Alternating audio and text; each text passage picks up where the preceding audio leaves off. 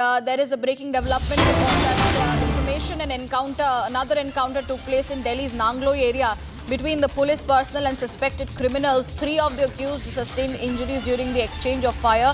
As per the police, they said that the injured men were previously booked in cases involving attacks on law enforcement officials. Further details are awaited in this regard.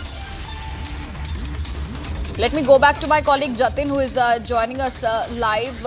Jatin, जैसे कि आप बता रहे थे कि जहां मेहरौली में एक एनकाउंटर हुआ है, दूसरी तरफ देखा जाए तो नांगलोई एरिया में भी एक और एनकाउंटर हुआ है, जहां की 3 क्रिमिनल्स जो अक्यूज है उनको इंजरी सस्टेन हुई है इस एक्सचेंज ऑफ फायर में. इस पर और जानकारी दीजिए.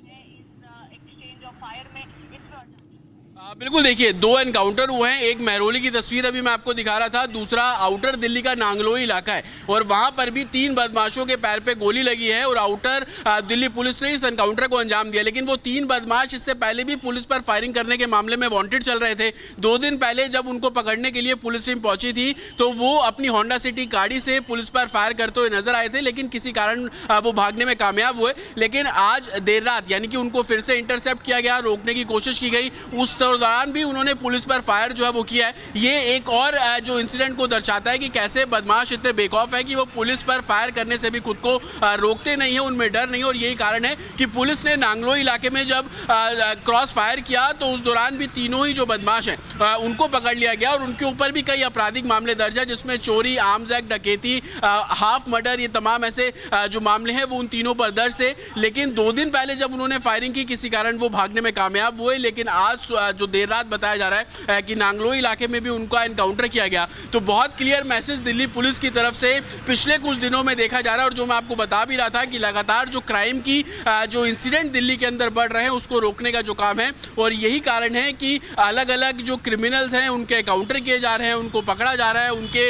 इलाकों में दबिश दी जा रही है, खासतौर पर दिल्ली के जो आउटर इलाके हैं जहाँ पर गैंगस्टर्स बहुत ज़्यादा एक्टिव रहते हैं. और यही कारण है कि आउटर इलाकों के अलावा जो हाई प्रोफाइल इलाके में क्राइम के इंसिडेंट बहुत ज़्यादा बढ़ रहे थे, उन इलाकों में दिल्ली पुलिस अपना एक तरीके से कह लीजिए कि कार्रवाई करने की मंशा से जो पिछले कुछ दिनों में हम देख रहे हैं कि एनकाउंटर के इंसिडेंट दिल्ली के अंदर हो रहे हैं. और देर रात 2 एनकाउंटर हुए, एक मेहरौली और एक नांगलोई. 4 बदमाशों को इसमें इंजरीज आई है जिनको अरेस्ट कर लिया गया और आगे के जो लीगल एक्शन है वो दिल्ली पुलिस इस पूरे मामले में लेती हुई नजर आ रही है. Back to studio. Right, Jatin, धन्यवाद हमारे साथ जुड़ने के लिए. Thank you for getting us those details, and we shift our focus to some more breaking news coming in, and this time from Bengaluru.